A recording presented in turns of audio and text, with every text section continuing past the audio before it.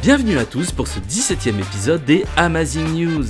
Au sommaire de cet épisode, nous parlerons des annonces qui ont fait parler d'eux cette semaine, comme l'éternelle guerre entre Microsoft et Sony.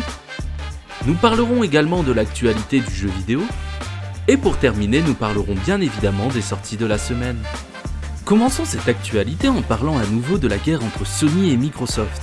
Phil Spencer, via le podcast Second Request, revient sur la stratégie de Sony, et suite également à la décision de la FTC de poursuivre Microsoft pour le rachat de Activision Blizzard King, en déclarant « Sony essaye de protéger sa domination sur le marché des consoles.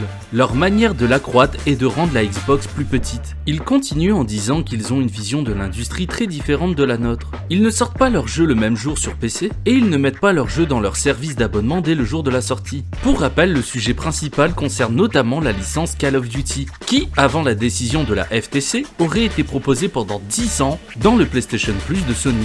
Le réel combat de Microsoft concernant le rachat va bientôt commencer. Nous vous tiendrons bien évidemment informés lors de l'avancée de ce conflit. Place à présent à l'actualité en vrac. Alors que les fans ne cessent de parler de Mario Kart 8 Deluxe, un ancien opus de la saga vient de recevoir une mise à jour.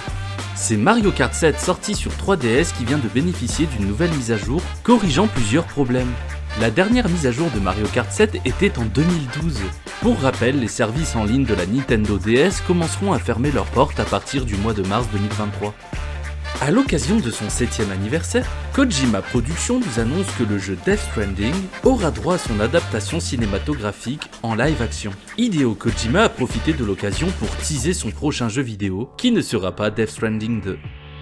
Malgré les critiques de certains joueurs à l'annonce du jeu, Sonic Frontier a su séduire la plupart d'entre tous, et devient même le meilleur démarrage de la licence sur Steam, avec plus de 2,5 millions d'exemplaires vendus dans le monde. De quoi redorer le blason de notre hérisson préféré.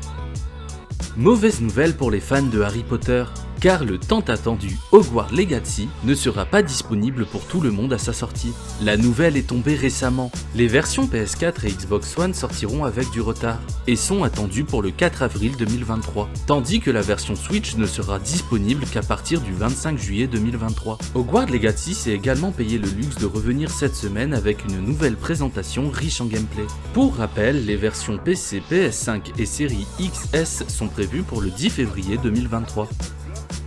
La licence The Last of Us continue de faire parler d'elle. Après un remake du premier opus qui a fait un carton plein, et l'arrivée prochaine de la série sur HBO, un troisième opus serait en cours de préparation. Il ne s'agit pour le moment que de rumeurs. Sans confirmation de la part du studio, ces informations sont à prendre avec des pincettes. Si le troisième opus se confirme, il ne faudra pas compter sur une sortie avant minimum 2025.